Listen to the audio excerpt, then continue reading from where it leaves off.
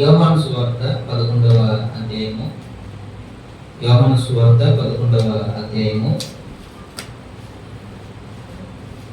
వచనం 21 అలాగే 32 ఈ రెండు వచనాలు చదువుతున్నాను. యోహాను సువార్త 11వ అధ్యాయము వచనం 21. మార్త యేసుతో, ప్రభువా, నీ ఇక్కడుందని ఎడల నా సహోదరుడు చావుకున్నాడు. 32వ వచనం కూడా, అంతటా మరియా యేసు ఉన్న చోటుకు వచ్చి ఆయనను చూచి ఆయన పాదాల మీద పడి, ప్రభువా, నీవు ఇక్కడుండని ఎడల నా సహోదరుడు చావకుంటున్నా నేను. 40వ వచనంలో కూడా, అందుకు యేసు, నీవు నమ్ముని ఎడల దేవుడు మహిమ చూద్దువని నేను మీతో చెప్పలేదా అని ఆమెతో చిన్న ప్రార్థించాను. ప్రేమగల తండ్రి, ఉదయం నుండి మీరు జరిగించిన పరిచర్య కొరకు మీకు స్తోత్రాలు చెల్లిస్తున్నాం. తిరిగి సాయంత్రము ప్రభా, మీ స్వరత్వం ఇచ్చి సంపాదించిన స్థానిక సంఘంలో ఈ చివరి కూడికి మీరు మమ్మల్ని అందరినీ కూడా తీసుకువచ్చినందుకు మీ కృతజ్ఞతాస్తుతులు చెల్లిస్తున్నాం. కొన్ని కీర్తన ద్వారా మిమ్మల్ని గానం చేయడానికి, నమ్మిపరచడానికి మీరు ఇచ్చిన మంచి సమయం కొరకు వందనాలు చెల్లిస్తున్నాం. ప్రభా, కొంత సమయము మీ సన్నిధానంలో మీ వాక్యం కొరకు మేము కనిపెడుతుండగా మీ వాక్యంలో ఉన్న మీ మనసును మేము అర్థం చేసుకోగలిగినట్లుగా, మా పట్ల మీరు కలిగి ఉన్న ప్రణాళికను మేము గ్రహించుకోగలిగినట్లుగా, తద్వారా ప్రభా మీ చిత్తానుసారంగా మేము జీవించుకోగలిగినట్లుగా మీ ఆత్మ కార్యాలు మా మధ్యన జరిగించమని, రక్షణ లేని వారికి రక్షణ, రక్షించబడిన వారు ప్రభా రూపాంతరం చెందడానికి మీ ఆత్మ కార్యాలు మమ్మల్ని జరిగిస్తారని, సమస్త మహిమా ఘనత ప్రభావాలు పొందుకుంటారని మా మంచి బోధకుడైన యేసుక్రీస్తు నామములో స్తోత్రం చెల్లించి ప్రార్థన చేసి వేడుకుంటున్నాం మా పరమ తండ్రి. మధ్యాహ్నం సెక్షన్లో సమూయేలు మొదటి గ్రంథము మొదటి అధ్యాయంలో అన్న ప్రార్థన ద్వారా కుమారుని కన్నది, ప్రార్థనలో కుమారుణ్ణి పెంచింది, ప్రార్థన మందిరంలో కుమారుణ్ణి విడిచిపెట్టింది. ఆ సంగతులు ఆలోచన చేయడానికి ప్రభు చూపించారు.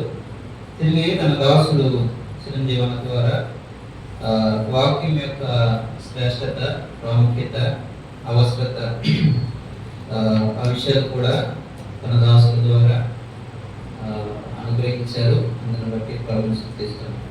యోహాను సువార్త 11వ అధ్యాయము మనం చదువుకున్న 3 వచనాల భాగంలో ఇద్దరు స్త్రీలు కనబడుతున్నారు. చూడండి, 11వ అధ్యాయము 21వ వచనంలో ఆ స్త్రీ పేరు మార్త అని చెప్పారు.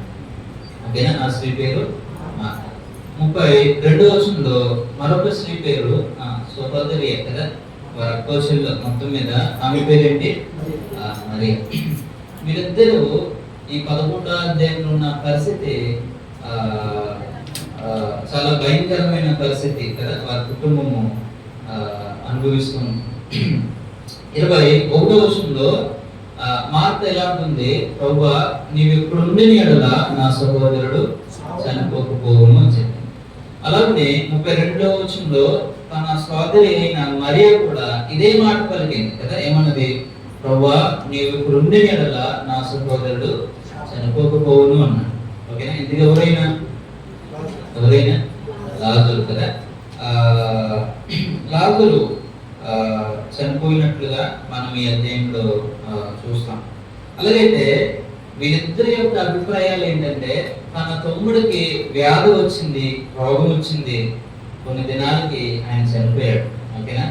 అలాగైతే యేసు ప్రభు ఆ సమయానికి అందుబాటులో లేడు. ఓకేనా? వాళ్ళు వర్తమానం పంపారు, ఉత్తరం పంపారు, అయినను ఆయన అక్కడ 4 దినాలు ఉండవలసి వచ్చింది. ఆయన వచ్చేసరికి లాజరు ఏమైపోయాడు? చనిపోయాడు. చనిపోయిన తర్వాత, సమాధి చేయబడిన తర్వాత యేసు ప్రభు తిరిగి బెత్లెహేముకు వస్తున్నాడు.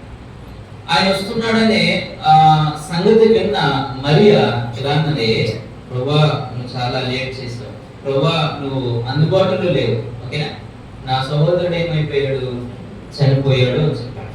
మరియ కూడా ఇదే అభిప్రాయం కలిగి, నువ్వు దూరంగా ఉన్నావు, అందుబాటులో లేవు, కనుక నా సహోదరుడు ఏమైపోయాడు, చనిపోయాడు. వీరిద్దరి యొక్క ఆలోచన తలంపు ఏంటంటే, దేవుడు దూరంగా ఉన్నాడు, సహాయం చేయడానికి అందుబాటులో లేడు, కనుక నా తమ్ముడు ఏమైపోయాడు, చనిపోయాడు అని చెప్పాడు.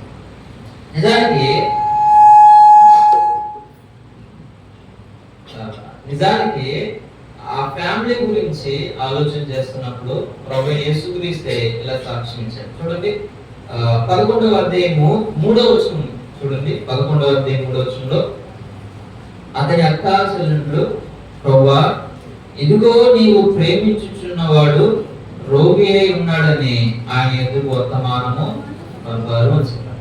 అప్పటికి ఇంకా చనిపోలేదు కదా, ఎలా ఉన్నాడంట, రోగిగా ఉన్నాడు అని చెప్పాడు. రోగిగా ఉన్నప్పుడు ప్రభు దగ్గరికి వర్తమానం పంపారు. ఎవరని చెప్పారు, నీవు ప్రేమించుచున్నవాడు అని చెప్పారు. ఓకేనా, ప్రేమింపబడుతున్న లాజరు.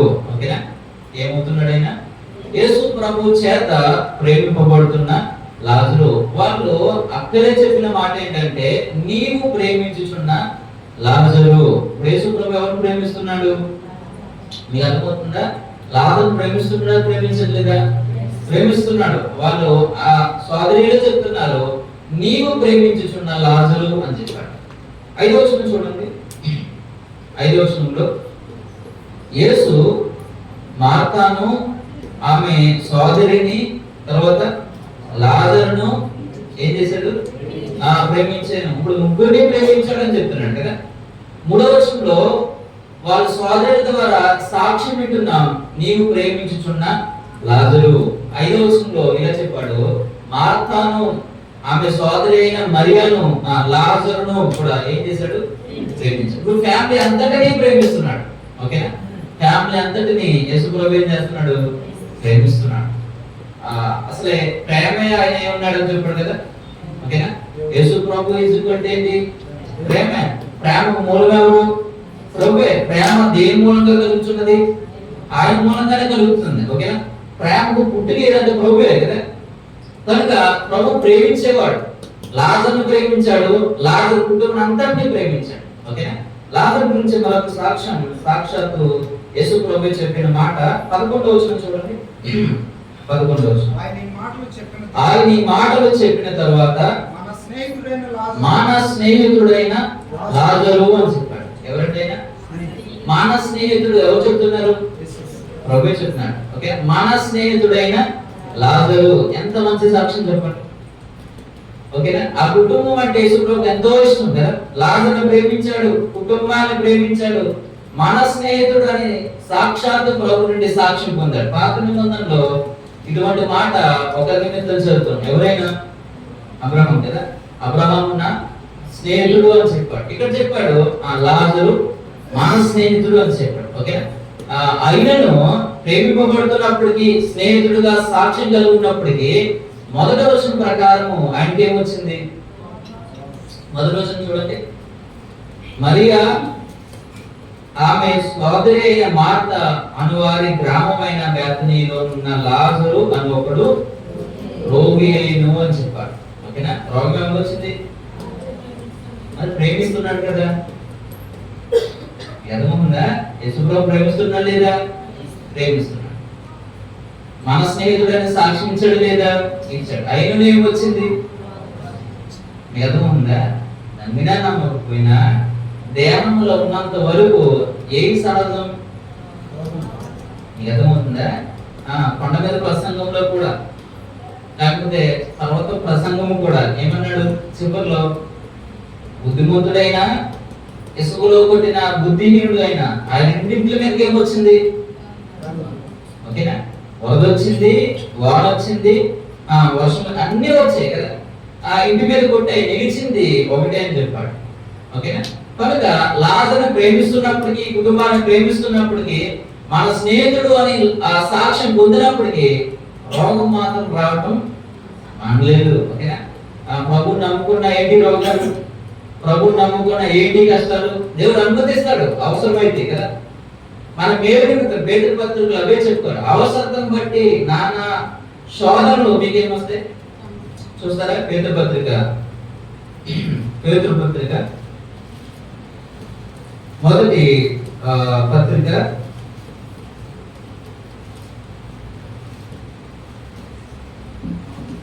6వ వచనంలో, ఇందువలన మీరు మిక్కిలి ఆనందించుచున్నారు కానీ అవసరమును బట్టి నానా విధములైన శోధనల చేత ప్రస్తుతము కొంచెం కాలము మీకు దుఃఖము. ఎంతకాలము? కొంచెం కాలమే. ఓకేనా? ఏమొస్తుంది? దుఃఖం వస్తుంది. ఓకేనా? ఎందుకు వస్తాయి? అవసరం కాబట్టి. ఎందుకు అవసరం?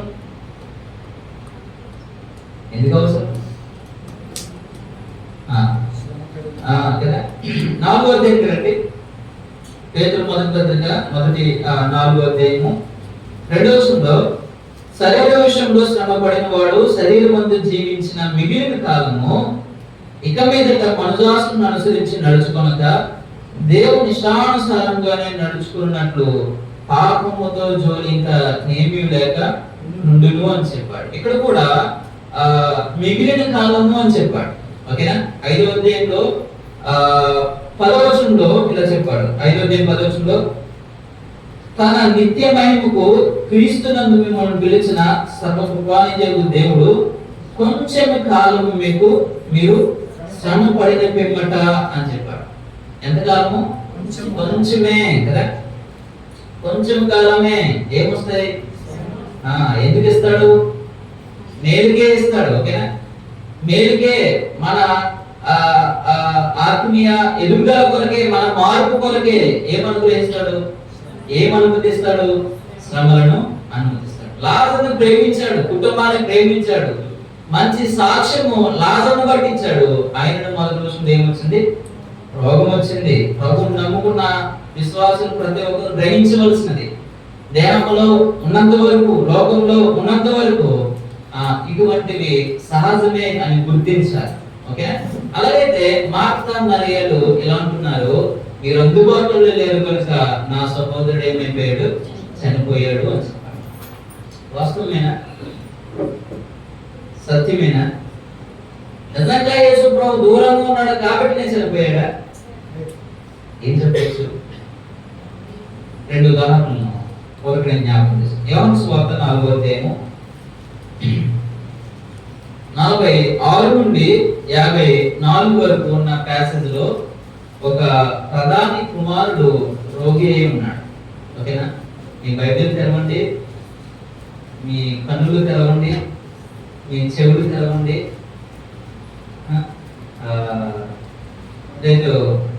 లేఖనాలు చూడండి. 4వ అధ్యాయము 46 నుండి ఉన్న ప్యాసేజ్ చదివితే, ఒక ప్రధాని ఉన్నాడు, అతనికి ఒక కుమారుడు ఉన్నాడు. ఆ కుమారుడు చావటానికి సిద్ధముగా ఉన్నాడు అని చెప్పాడు. ఓకేనా? ప్రధాని అంటే ఆ పలుకుబడి, పనివారు, ఆ పేరు కదా, ధనము అన్నీ ఉంటాయి. ఎంత వైద్యం చేయించడం మనకు తెలియదు, కానీ మొత్తం మీద చనిపోవడానికి సిద్ధంగా తన కుమారుడు వచ్చేసాడు. చూడండి 46లో, తాను నీరు ద్రాక్షారసంగా చేసిన గలిలయ కానాకు ఆయన తిరిగి వచ్చాను. అప్పుడు కపెర్నహూములో ఒక ప్రధాని కుమారుడు రోగి ఉండేను అని చెప్పాడు. రోగి ఉన్నాడు. 47లో, తన కుమారుడు చావు సిద్ధమై ఉండేను గనుక ఆయన వచ్చి ఆయన స్వస్థపరచవలనని వేడుకునేను, లేకపోతే కోరుకున్నాడు అని చెప్పాడు. ఈ ప్రధాని యేసు ప్రభు దగ్గరికి వచ్చాడు. కారణం ఏంటంటే తన కుమారుడు యొక్క స్వస్థత కొరకు చావ సిద్ధమై ఉన్నాడు. ఓకేనా? కనుక బతికించుకోవటానికి, బాగు చేసుకోవటానికి, ఓకేనా, తన కుమారుడిని దప్పించుకోవటానికి ఎక్కడికి వచ్చాడు? ఎక్కడికి వచ్చాడు? యేసు ప్రభు ఎక్కడికి వచ్చారు? మనందరం ఎక్కడికి వచ్చాం? ఓకేనా? ఎక్కడున్నాడు ప్రభు?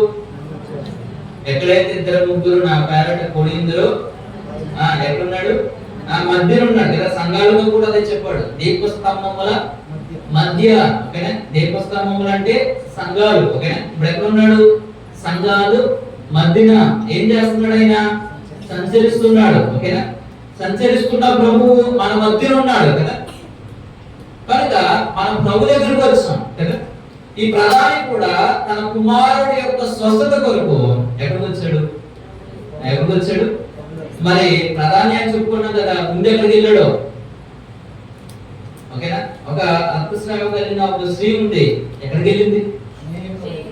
ఓకేనా. అదే మీరు చదివితే అక్కడ ఉన్న వాళ్ళందరూ కూడా అదే వంతకులు సేన కనబడతాడు కదా. లోకసభ 5వ అధ్యాయంలో మేము అనేకులము అని చెప్తారు. ఓకేనా. చాలా మంది లోపరుద్దాం లేకపోతే అదుపు చేద్దామని చాలా ప్రయత్నాలు చేశారు. ఎవరి వల్ల అయింది? ఎవరి వల్ల అవ్వలేదు, ఒక్క ప్రభు మాత్రమే కదా. ఒక 38 సంవత్సరాల నుండి పక్షవాయువుతో బాధపడుతున్న వాడు ఆ కోనేటి దగ్గర పడిపోయి ఉన్నాడు.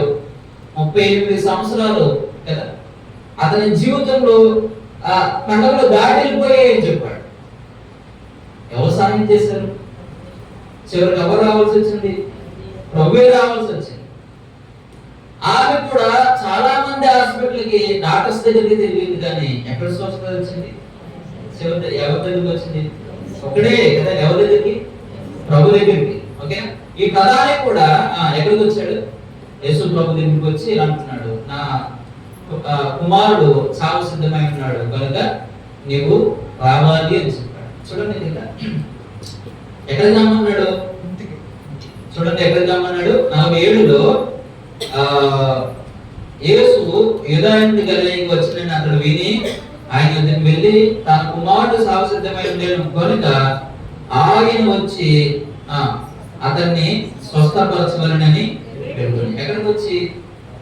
ఎక్కడైతే కుమారుడు ఉన్నాడు కదా, ఎక్కడున్నాడు? ఇంట్లో ఉన్నాడు. ఎంత దూరం? ఒక రోజు ప్రయాణం. ఓకేనా. ఒక రోజు కింద వచనాల్లో ఒక రోజు ప్రయాణం చేసి యేసు ప్రభు దగ్గరికి వచ్చి ఎక్కడికి రమ్మన్నాడు? ఇంటికి రమ్మన్నాడు. ప్రభు వెళ్ళాడా ప్రభు? కింద చూడండి 49. అందుక ప్రధాని ప్రభువా నా కుమారుడు చావకు మునిపే రమ్మని ఆయన వేడుకొని యేసు నీవు వెళ్ళుము, నీ కుమారుడు బ్రతికి ఉన్నాడని అతనితో చెప్పగా ఆ మనుషుడు యేసు తనతో చెప్పిన మాట నమ్మి వెళ్ళిపోయాడు అని చెప్పాడు. రమ్మన్నాడు కదా, ప్రభుని రమ్మన్నాడు. నిజానికి అది ఆయన చిత్తమైతే ఎక్కడికి వెళ్ళడానికైనా ఆయన సిద్ధమే. ఓకేనా. సేనాన్ని రక్షించడానికి అటాకుగా ఆయన బయలుదేరేశాడు.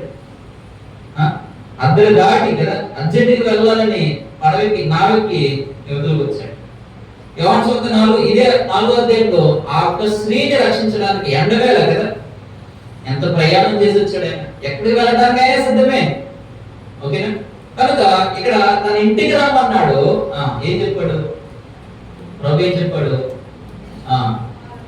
ఏమన్నాడు? 49లో 50లో నీవు వెళ్ళుము, నీ కుమారుడు బ్రతికి ఉన్నాడని చెప్పగా ఆ మనుషుడు ఏ నమ్మి వెళ్ళిపోయాడమ్మా? మాట నమ్మి వెళ్ళిపోయాడు. ఏ మాట? ప్రభు చెప్పిన మాట నమ్మి వెళ్ళిపోయాడు.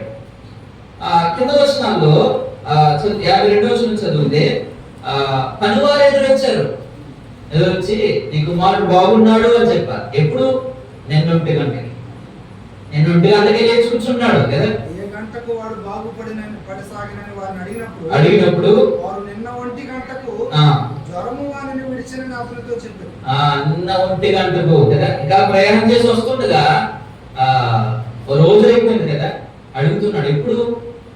నిన్న 1 గంటకి. అప్పుడు గ్రహించాడు. అదే గంటకి యేసు ప్రభు ఏం చెప్పాడు? నీ కుమారుడు బాగుపడి ఉన్నాడు అని చెప్పిన మాట అదే గంట. ఓకేనా. నమ్మి వెళ్ళిపోవడం ద్వారా కుమారుడు ఏమయ్యాడు? ఏమి నమ్మి వెళ్ళిపోయాడు? మాట నమ్మి వెళ్ళిపోయాడు. కుమారుడు ఏమయ్యాడు? మత్తయి సువార్త 8వ అధ్యాయంలో మరొక ప్యాసేజ్ లో 5 నుండి 13 వచనాలు మధ్యలో మరొక సందర్భాన్ని మనం చూడొచ్చు. చూడండి 5వ వచనంలో కపెర్నహూములో ప్రవేశించినప్పుడు ఒక శతాధిపతి ఆయన దగ్గరకు వచ్చాడు అని చెప్పాడు. ఎవరైనా? ఈయన కూడా అధికారే. ఓకేనా? ఆయన ప్రధాని, ఆయన కూడా అధికారే, ఈయన కూడా అధికారే. అయితే ప్రధాని కుమారుని నిమిత్తం వచ్చాడు. ఇక్కడ ఉన్న శతాధిపతి ఎవరి గురించి వచ్చాడు? తన దాసుడు నిమిత్తం వచ్చాడు అని చెప్పాడు. అర్థమవుతుందా? చూడండి 6వ వచనంలో ప్రభువా నా దాసుడు పక్షవాయువుతో మిగులు బాధపడుచు ఇంటిలో పడి ఉన్నాడని చెప్పి అడ్రస్ కూడా చెప్పాడు. ఎక్కడ? ఇంట్లో ఉన్నాడు. ఓకేనా? ఎక్కడ పడి ఉన్నాడు? ఇంట్లో పడి ఉన్నాడు అని చెప్పాడు. ఎవరు? ఇక్కడ మంచి భాగం. ఒక ఉన్నతమైన ఆ స్థాయిలో, స్థానంలో, అధికారంలో, పదవిలో ఉన్న వ్యక్తి తనకన్నా తన దగ్గర, తన ఇంటిలో పని చేసుకుంటున్న దాసుడి నిమిత్తము తను తాను తగ్గించుకుని వినయముతో యేసు ప్రభు ముందు మరి తను తాను తగ్గించుకుని చేస్తున్న ప్రార్థన కదా, ఇతరుల నిమిత్తము చేస్తున్న ప్రార్థన. అలాగే 6వ వచనంలో ఇంటిలో పడి ఉన్నాడని చెప్పాడు. యేసు ప్రభు ఏమన్నాడు చూడండి 8వ వచనంలో ఆ శతాధిపతి 7వ వచనంలో యేసు నేను వచ్చి వారిని స్వస్థపరచుదనని నిజంగా ఆ శతాధిపతి దిగామన్నాడా? అసలు విషయం ఏంటో చెప్పాడు. ఇంట్లో పడి ఉన్నాడు. ఓకేనా? ఎవరు? దాసుడు రోగంతో. ఓకేనా? యేసు ప్రభు ఏమన్నాడు? సరే నేను వస్తాను. ఓకేనా? అక్కడ రమ్మన్నాడు. ఎక్కడ? ప్రధాని రమ్మన్నాడు. కుమారుడి దగ్గరికి వెళ్ళాడా? వెళ్ళలేదు. ఎందుకు పెట్టుకోండి. ఏం నమ్మి వెళ్ళిపోయాడు? మాట నమ్మి వెళ్ళిపోయాడు. ఇక్కడ శతాధిపతి రమ్మన్నాడా? రమ్మనలేదు. యేసు ప్రభు ఏమన్నాడు? సరే నేను వస్తానన్నాడు. మరి శతాధిపతి ఏమన్నాడు? చూడండి 8వ వచనం చూడండి. ఆ శతాధిపతి ప్రభువా నీవు నా ఇంటిలోనికి వచ్చుటకు నేను పాత్రుడను కాను. ఏమడుగుతున్నాడు? నువ్వు మాట మాత్రం సెలవిమ్ము, అప్పుడు నా దాసుడు ఏమవుతాడు? స్వస్థపరచబడతాడు. నిజంగా యేసు ప్రభువుకి ఆశ్చర్యం కలిగింది కదా. అసలు ఎవరున్నారు అసలు ప్రజలు? ఎవడు లేడు. ఓకేనా? నువ్వు నా ఇంట్లోకి రావడానికి నేనేం కాను? శతాధిపతి ఆ మాట అన్నాడంటే నువ్వు నేనేంటి? చిన్న స్థితి ప్రభు మనకిస్తే ఎలా ఉంటాం?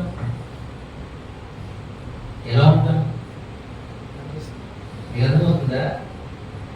దేవుడు సమృద్ధినిస్తే, ఆశీర్వాదం ఇస్తే ఏం చేయాలి?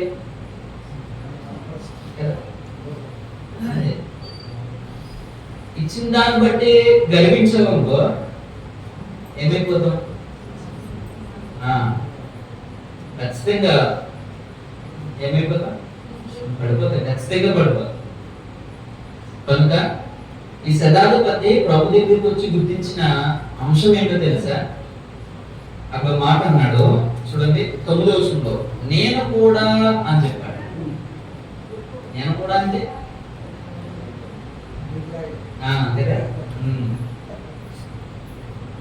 మీ దగ్గర ఒక పెన్ ఉంది, లేకపోతే నా దగ్గర ఒక ఫోన్ ఉందని చూపించాను. మీరు ఏముంది, లేకపోతే మీరు నాకు కూడా అంటే దాని గర్వవుతుంది కదా. ఇక్కడ శతాధిపతి నేను కూడా ఏమన్నాడు? అధికారమునకు లోబడిన వాడు. ఒకడు రమ్మంటే వస్తాడు, ఒకడు పొమ్మంటే పోతాడు. అంటే నా మాటకి కొద్దో గొప్ప విలువ ఉంది, అధికారం. ఓకేనా? ఇప్పుడు యేసు ప్రభు మాటకి సెలవివ్వి నీ మాటను బట్టి నా దాసుడు ఏమవుతాడు? ఇక్కడ శతాధిపతి ఏం గ్రహించాడు తెలుసా? నా మాటకి అధికారం ఉంది, నీ మాట కూడా ఏముంది? అధికారం ఉంది. ఏడోది అంత అధికారమే. చూడండి 1 నుండి 4 వచనాలలో, 1 నుండి 17 వచనాల వరకు వ్యాధుల మీద అధికారం కలిగిన వాడు. పైన కుష్ఠరోగం. ఓకేనా? 5 నుండి 13 ఈ శతాధిపతి రోగం. 14 నుండి 17 పేతురు అంత జ్వరం. ఓకేనా? 18 నుండి 22 వరకు ఆధ్యాత్మికమైన జీవం మీద అధికారం కలిగిన వాడు. అన్నిటి కలిగి ఉన్నాయి కానీ మనిషి కుమారునికి అయినను కదా. తర్వాత 23 నుండి 27 వరకు ప్రకృతి శక్తుల మీద అధికారం కలిగిన వాడు. గాలి ఆగమంటే సముద్రము కదా, మిక్కిలి నిర్మాణమైంది కదా. ప్రకృతి మీద ఆయన అధికారం కలిగిన వాడు కదా. ఆ తర్వాత 28 నుండి 34 వరకు ఆత్మల మీద కదా, సేన విషయంలో అధికారం కలిగిన వాడే. 9వ అధ్యాయం చదివితే 9వ అధ్యాయము 6వ వచనంలో ఆయనను పాపములు క్షమించడానికి భూమి మీద మనుషు కుమారునికి ఏముంది? ఆయనకి దేని మీద అధికారం ఉంది? పాపాలు క్షమించే అధికారము ఏ మానవుడికి లేదు. ఎవరికి ఉంది? పాపాలు క్షమించేది ఎవరు? ప్రభువు మాత్రమే. పాపాలు ప్రభు ఒక్కడే కదా ఏం చేయగలడు? క్షమించగలడు. ఎందుకు క్షమించగలడు? దానికి పరిహారం చేసింది ఆయనే. దానికి ఆ యాగము కలవరిశిలువలో జరిగించింది ఆయనే. కనుక పాపాలు క్షమించే అధికారము ఎవరిది? ఆయనదే. ఒక మాట సందర్భంలో చెప్పాడు, పరుపెత్తికి నడవమా చెప్పడం సులభమా, పాపాలు క్షమించడం సులభమా? ఏది సులభం? ఏది సులభం? ఏది కష్టం? పాపాలు క్షమించబడటం కష్టం. ఎందుకంటే నా పాపాలు ఉచితంగానే మనకి ఏం దొరికింది? రక్షణ దొరికింది. కానీ రక్షకుడికి అది ఉచితంగా దొరకలేదు. నా పాపాలు ఆయన తీసుకోవడం ద్వారానే మనం ఏమయ్యాం? రక్షించబడ్డాం. కాబట్టి ఆయన పాపాల మీద ఏం కలిగినవాడు? అధికారం కలిగినవాడు. ఇక్కడ శతాధిపతి నా మాటకి కొంతమట్టుకే, కొంతమంది వరకే, ఓకేనా, కొన్నాట్ల మీదే. అలాగైతే నా మాటకి నాకున్న అధికారము పాపాలు క్షమించేది, రోగాన్ని బాగు చేసే అధికారం నాకు లేదు. రోగాలు బాగు చేసేది, పాప రోగము కదా శుద్ధి చేసేది, పవిత్రపరిచేది, ఆరోగ్యం ఇచ్చేది, ఆత్మీయంగా నిలబెట్టే అధికారం ఎవరికి? ఎవరికి? యేసు ప్రభువు మాత్రమే ఉంది. ఆ శతాధిపతి గ్రహించాడు. ఒకవేళ నిజంగా ఆ శతాధిపతికి రోగం మీద అధికారం ఉంటే యేసు ప్రభు ఎందుకు వస్తాడు? యేసు ప్రభు ఎందుకు తగ్గించుకుంటాడు? తన ఇంట్లో ఉన్న దోషను అక్కడే స్వస్థపరుచుకుంటాడు కదా. ఓకేనా? తనకి లేనిది కదా ఎవరికి ఉంది? మనుషుడు ఎవరికి లేనిది కదా. ఆ 9వ అధ్యాయంలో శాస్త్రులు అంటున్న మాట, ఇతడు దేవదూషణ ఏం చేస్తున్నాడు? వాళ్ళు అన్న మాట చూడండి. 9వ అధ్యాయము 3వ వచనం, ఇదిగో శాస్త్రుల్లో కొందరు ఇతడు దేవదూషణ చేయుచున్నాడని తమలో తాము అనుకునగా. ఏంటి ఆ దేవదూషణ? ఇప్పుడు మీ పాపాలన్నీ క్షమించబడ్డాయి అని నేను అన్నాను. నేనేమైపోయాను? అంటే దేవుడి స్థానాన్ని తీసుకున్నాను అన్నమాట. దేవుడి స్థానాన్ని తీసుకుని మీ పాపాలు క్షమించబడ్డాయని చెప్పనుకో, అదేమైంది? దేవదూషణ. వాళ్ళకి తెలుసు క్షమించేది దేవుడు ఒకడే. ఈయన క్షమిస్తున్నాడు ఏంటి? ఈయనెవడు? వారి కుమారుడు కాదా? వీరు సహోదరులు సోదరులు, ఓకేనా, మన మధ్య లేరా? ఈయన క్షమిస్తున్నాడు ఏంటి? నిజమే, వాళ్ళు అనుకున్నది ఓకే. క్షమించేది ఎవరు? దేవుడే. ఈ శతాధిపతి ఏమన్నాడు తెలుసా? నీ మాట మాత్రం సెలవు, నా దాసుడు ఏమవుతాడు? ఏమవుతాడు? స్వస్థపరచబడ్డాడు. 13వ వచనంలో అతడు అంతటి యేసు వెళ్ళుము, నీవు విశ్వసించిన ప్రకారము శతాధిపతితో చెప్పెను. ఆ గడిలోని అతని దాసుడు స్వస్థపరచబడ్డాడు. దాసుడు ఇంటికి వెళ్ళాడా? వెళ్ళాడా? వెళ్ళలేదు. వెళ్ళిదెవరు? శతాధిపతి వెళ్ళాడు. ఏం నమ్మి వెళ్ళాడు? మాట నమ్మి వెళ్ళిపోయాడు. ప్రధాని దగ్గరికి వెళ్ళాడా? ప్రధాని ఇంటికి వెళ్ళాడా? వెళ్ళలేదు. ప్రధాని ఏం నమ్మి వెళ్ళిపోయాడు?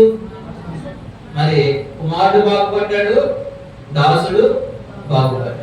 యోహాను సువార్త 11వ అధ్యాయంలో యేసు ప్రభు అందుబాటులో లేడు, లాజరు చనిపోయాడు. ఇప్పుడు మార్తా మరియలు అంటున్న మాట, నీవు దూరంగా ఉన్నావు, నా సోదరుడు ఏమైపోయాడు, చనిపోయాడు. ఓకే, నా సోదరుడు ఏమైపోయాడు, చనిపోయాడు. మరి నీ దగ్గర ప్రభు లేడా? అంటే విషయం ఏంటంటే ఆయన వెళ్ళలేకపోవడానికి కూడా కారణము అక్కడే చెప్పాడు. ఆయన మహిమపరచబడాలి. ఆయన మరణం, ఆ లాజరు మరణం ద్వారా ఒక సత్యాన్ని లోకానికి చూపించాలి. ఓకేనా? ఆ సందర్భాలు ఆలోచన చేస్తూ రండి. 11వ అధ్యాయము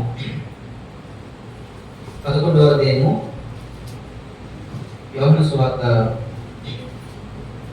11వ అధ్యాయము. యేసు ప్రభు వర్తమానం వచ్చిన ఒక దినము అక్కడే ఉన్నాడు. ఆ నెక్స్ట్ రోజు కూడా అక్కడ ఉండి ఆయన తిరిగి రావడానికి ఒక రోజు పట్టింది. మొత్తం 4 దినాలు అయిపోయింది. 4 దినాలు అయిపోయిన తర్వాత యేసు ప్రభు వస్తున్నాడని వార్త మరి మార్తాకు తెలిసింది. ఆమె పరిగెత్తుకుని వచ్చింది. తర్వాత మరియను పిలవండి అని చెప్పినప్పుడు, పౌలు పంపినప్పుడు మరియా కూడా ఇంటిలో నుండి పరిగెడుతూ వచ్చింది. ఎవరు తెలుసుకోవడానికి? యేసు ప్రభుని తెలుసుకోవడానికి. ఇప్పుడు ఈ మరియా, ఈ మార్త కుటుంబాన్ని ఆదరించడానికి చాలా మంది వారి ఇంటికి వచ్చున్నారు. ఓకేనా? అంటే ఆ ఫ్యామిలీ ఎంత మంచి ఫ్యామిలీ చూడండి.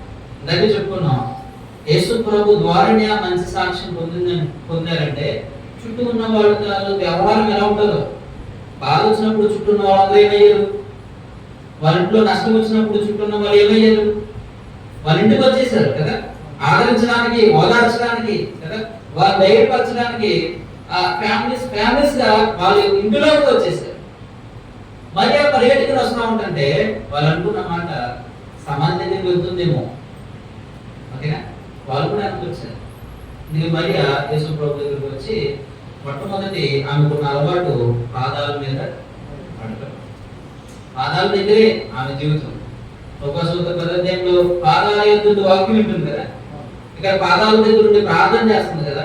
12వ అధ్యాయంలో పాదాల మీద పడి ఆరాధన చేస్తుంది కదా. పాదాల యొద్ద ఆమె అనుభవాన్ని మనం చూడవచ్చు. అలాగైతే యేసు ప్రభు సమాధి దగ్గరికి వస్తున్నప్పుడు 2 సార్లు కవరపడ్డాడు. అంటే చుట్టూ ఉన్న ప్రజల యొక్క భావాలను అర్థం చేసుకుంటూ, వాళ్ళ బాధను అర్థం చేసుకుంటూ, ఆయన కూడా మానవుడు, ఆయన కూడా సంపూర్ణ మానవుడు, సంపూర్ణ దైవత్వం కలిగిన వాడు కాబట్టి 35వ వచనంలో ఏం చేశాడు ఆయన?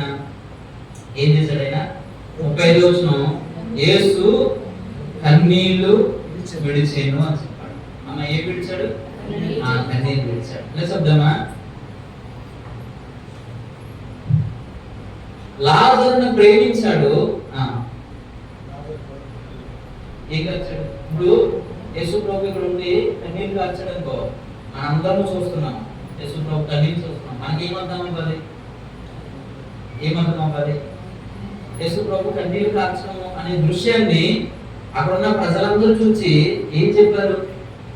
36వ వచనం చూడండి. చూడండి, యేసు 35 నుండి చదువుతున్నాను. యేసు కన్నీళ్లు విడిచెను కాబట్టి, దేని బట్టి? కన్నీళ్లు కార్చాడు కాబట్టి అతనిని ఎలాగూ ప్రేమించునో చూడండి కదా. అదేం కనపడ్డది? ఏం కనపడ్డది? యేసు ప్రభు కన్నీళ్లు కాల్చుతుంటే చుట్టూ ఉన్న వాళ్ళు చూడండి యేసు లాజరుని ఎంత ప్రేమించాడు. ఆయన ఏం కాల్చాడు? ఎంత ప్రేమించుంటే కన్నీళ్లు కార్చాడు. అలాగైతే ప్రభు నిన్ను నన్ను ప్రేమించి ఏం కార్చాడు? ఏం కార్చాడు? లాజరుని ఎంత ప్రేమించాడో ఏం కార్చాడు? కన్నీళ్లు కార్చాడు. అలాగైతే నిన్ను నన్ను ప్రేమించి, ఓకేనా, లాజరునే కాదు, లాజరు కుటుంబానే కాదు, సర్వలోకాన్ని ఆయన ప్రేమించి ఏం కార్చాడు? ఏం కార్చాడు? రక్తాన్ని కార్చాడు. ఎందుకు కార్చాడు? నిన్ను ప్రేమించే కార్చాడు. ఓకేనా? నిన్ను ప్రేమించే నీ కొరకు ప్రాణం పెట్టాడు. నిన్ను ప్రేమించే నీ కొరకు ఆయన శరీరాన్ని కాల్చాడు. ఓకేనా? నిన్ను ప్రేమించే దరిద్రతను ఆయన అనుభవించడానికి, మరణాన్ని ఆయన అనుభవించడానికి, ఆ శిక్షను పొందుకోవడానికి, ఓకేనా, ప్రేమించే చేశాడు. గలతీ పత్రిక 4 చదివితే ఆయన ప్రేమించే కార్యం చేశాడని చెప్పచ్చు. ప్రకటన గ్రంథం 1 చూడండి. ప్రకటన గ్రంథం 1 ఏం చేశాడు? మనల్ని ప్రేమించాడు. తర్వాత ఏం చేశాడు? రక్తం కార్చాడు. ఎందుకు కార్చాడు? పాపముల నుండి మనల్ని విడిపించిన వారికి మహిమయు ప్రభావమును యుగయుగములు కలుగును గాక. ఇక్కడ ఒక లైన్ చూడండి. మొట్టమొదటిగా ప్రేమించాడు కాబట్టి ఏం కార్చాడు? రక్తం కార్చాడు. రక్తం కార్చడం ద్వారా మనకి ఏం దొరికింది? విమోచన. మన పాపములకి ఏం దొరికింది? ఒక ఆర్డర్ని మనం చూడొచ్చు. ప్రేమతోనే కదా, సమస్తమును ప్రేమతోనే ఆయన జరిగించాడు, బలవంతంగా కాదు. ఆయన ఇష్టపూర్వకంగానే తన ప్రాణాన్ని ఇచ్చాడు. ఎందుకు ఇచ్చాడు? ఎందుకు ఇచ్చాడు? ప్రేమించాడు కాబట్టి నేను ప్రేమిస్తున్నానని పరలోకంలో సింహాసనం మీద కూర్చుని వర్తమానాలు ఇవ్వలేదు. ఆయన ఏం చేశాడు? ప్రేమించాడు కాబట్టి పరలోకాన్ని విడిచిపెట్టాడు.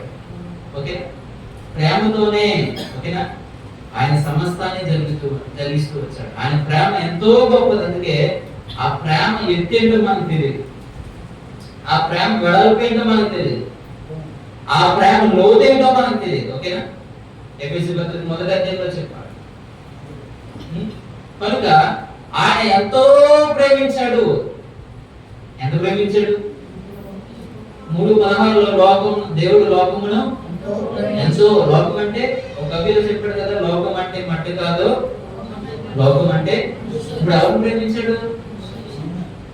ఎంత ప్రేమించాడు? ఆ తో ఎక్కడికైనా దిగొచ్చు. అర్థమైందా? ఆ తో ఎక్కడికైనా దిగవచ్చు, ఎంత దూరమైనా సాగి దిగచ్చు. ఎంత ప్రేమించాడు? ఎంతో కొలవలేము, చెప్పలేము. ఎంత ప్రేమించాడు తెలుసా? 3:16 చెప్పాడు యోహాను సువార్త. అదే యోహాను 1 చూడండి.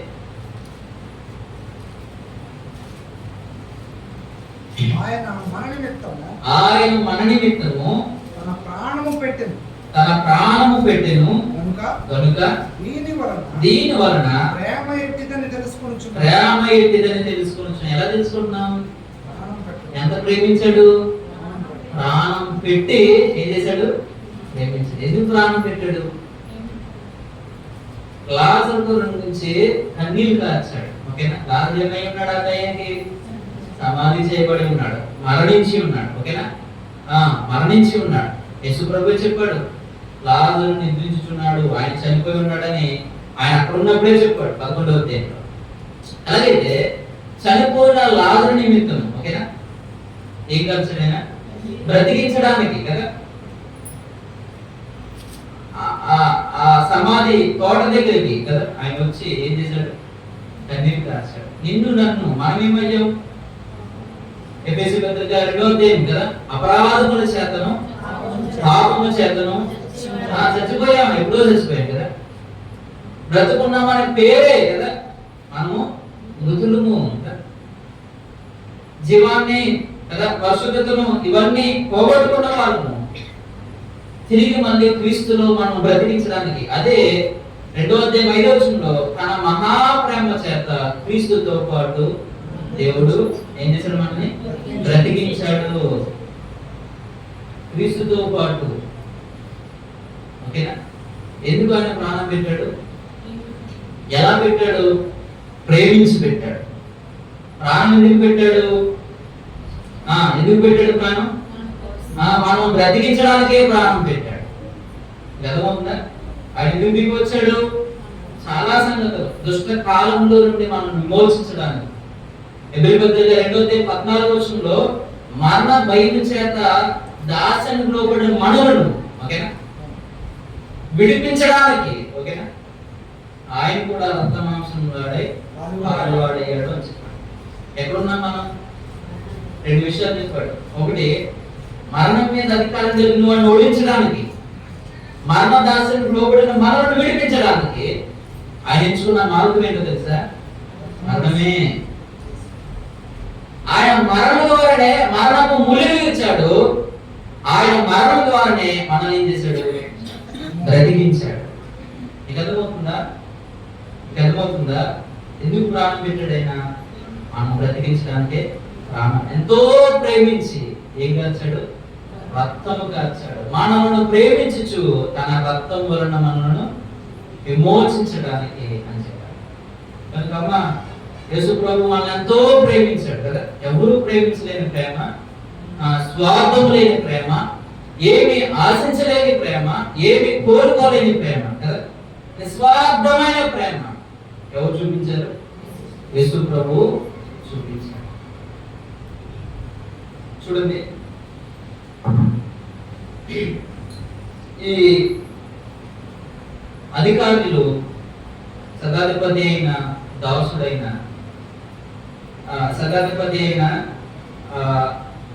ప్రధాని అయిన మాట నమ్మి వెళ్ళిపోయారు. 11వ అధ్యాయము 39వ వచనంలో లేకపోతే 40వ వచనంలో, యోహాను సువార్త 11:40 వచనంలో మార్తతో యేసు ప్రభువు అంటున్నాడు. మార్త ఏమన్నా తెలుసా? ప్రభా ఇంకేమీ అభివృద్ధి లేదు. 39వ వచనంలో ఇంకేమీ అభివృద్ధి, అంతా అయిపోయింది. ఏమంటుంది? అంతా అయిపోయింది. 4 రోజులు అయిపోయింది, సమాధి అయిపోయింది. ఓకేనా? కప్పెట్టేసాం కదా. ఇప్పుడు తీస్తే వచ్చేది లంచం కాదు, వచ్చేది ఏంటి? వాసన. చేసేది ఏమీ లేదు కదా. జీవితం కాలిపోయింది కదా, జీవితం పాడైపోయింది కదా. ఇంకా చేసేది ఏమీ లేవు, నన్ను క్షమించేవాళ్ళు లేరు కదా, మళ్ళీ తిరిగి నా జీవితాన్ని కట్టుకునే అవకాశమే లేదు కదా. ఇటువంటి పరిస్థితుల్లో ఉన్న ఆ సందర్భంలో ఉన్న ఫ్యామిలీకి, మార్తకి ప్రభు చెప్పిన మాట, నీవు నమ్ముని ఎడల దేవుని ఏం చేయమన్నాడు? నమ్మన్నాడు. ఇప్పుడు శతాధిపతి ఏం వెళ్ళిపోయాడు? ఆ ప్రధాని ఏం వెళ్ళిపోయాడు? ఇక్కడ ప్రభు ఏమన్నాడు? మార్కు 16:16లో నమ్మి బాప్తీసం పొందినవాడు రక్షించబడు, నమ్మని వానికి శిక్ష. ఏం నమ్మాలి? దేని నమ్మాలి? ఎవరు నమ్మాలి? యోహాను సువార్త 15:3 వచనంలో ఇలా చెప్పండి. యోహాను సువార్త 15:3 నేను మీతో చెప్పిన మాటను బట్టి మీరు ఇప్పుడు పవిత్రులై ఉన్నారు అని చెప్పాలి. ఓకేనా? ఇందాక మాట మాట మాట అని చెప్తున్నాం కదా. మాట అంటే ఏంటి? ఇందాక లేకపోతే కొండ మీద ప్రసంగంలో ఈయన మాటలు విని వాటి చెప్పు చేయి ప్రతివాడు అని చెప్పాడు. మాట అంటే ఏంటి? దాని అర్థం వాక్యం. ఓకేనా? మాట ఈజ్ ఈక్వల్ టు వాక్యం. ఇప్పుడు 3వ వచనంలో 15:3 వచనంలో ఇప్పుడు నేను మీతో చెప్పిన మాటను బట్టి మీరు ఏమయ్యారు? మాట అంటే అర్థం ఏంటి? ఇప్పుడు వాక్యాన్ని బట్టి వాళ్ళు ఏమయ్యారన్నారు? ఒక వ్యక్తి రక్షించబడాలన్నా, పవిత్రపరచబడాలన్నా మూలమేది? ఆ మూలమేది? వాక్యమే. ఓకేనా? 119వ కీర్తన 9వ వచనంలో ఇలా అందరికీ తెలుసు, యవనస్తులు దేని చేత తన నడత శుద్ధిపరచుకుందరు, అంటే పవిత్రపరచుకుందరు. ఎలాగా? దాని ఆన్సర్ ఏంటి? ఈరోజు ఎలా పరిశుద్ధపరచబడాలి, ఎలా నీతిమంతులుగా తీర్చబడాలి, ఎలా తిరిగి నూతన జన్మను బ్రతుకును కట్టుకోవాలని ప్రశ్న ఉంటే దానికి ఆన్సర్ ఏంటో తెలుసా? నీ వాక్యమును బట్టి ఏదగా అని చెప్పాను.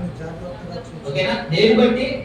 వాక్యాన్ని బట్టే ఏమవుతుంది? పరిశుద్ధత, పవిత్రత, యోగ్యత. 11వ వచనంలో చెప్పాడు ఆ భక్తుడు, నేను నీ ఎదుట పాపం చేయకుండానట్లు నా హృదయంలో నీ వాక్యం ఉంచుకునే ఉన్నాను అని చెప్పాడు. ఓకేనా? వాక్యం ఏం చేస్తుంది?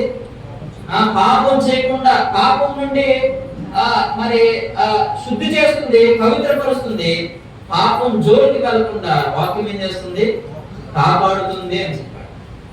ఓకేనా? కనుక ఈ 15:3లో నా మాటను బట్టి మీరేమయ్యారు? పవిత్రపరచబడ్డారు.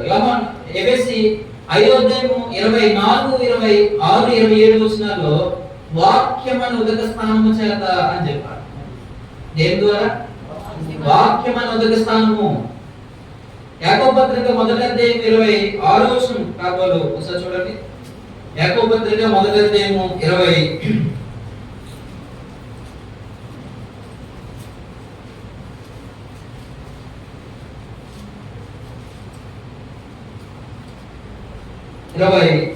వచనంలో, లేకపోతే 21వ వచనంలో మధ్యలో నుండి మీ ఆత్మలను రక్షించుటకు శక్తి గలవాడు.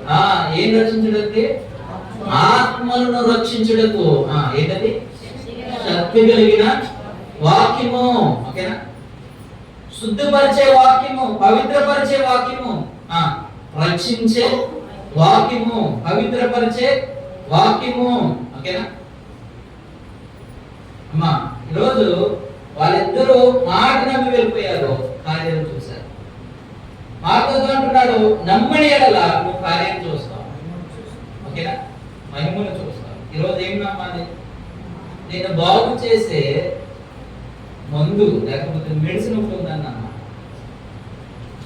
నిన్ను పవిత్రపరిచే ఒక నది అనొచ్చు.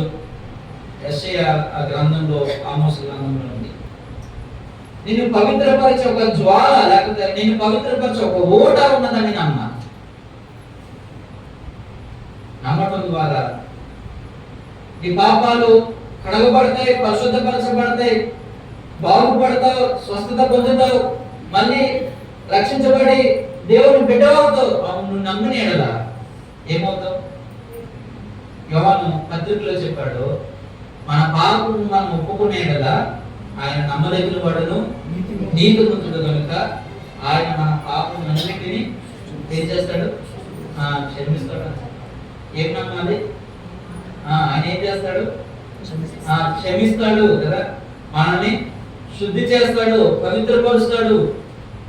ఆ శరీరమైన రోగము ఎంత భయంకరంగా పీడిస్తుందో ఇప్పుడు ఆలోచించండి.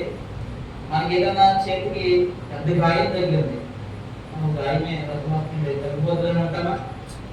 ఏం చేస్తాం? దగ్గరున్న ఏదో కొట్టుకొట్టేస్తాం, దగ్గరున్న హాస్పిటల్కి వెళ్ళిపోతాం కదా. ఆ తగ్గేంత వరకు చాలా కేర్ తీసుకుంటాం కదా. దేహానికి గాయమైతే ఎంత అడావులు చేస్తామో. ఓకేనా?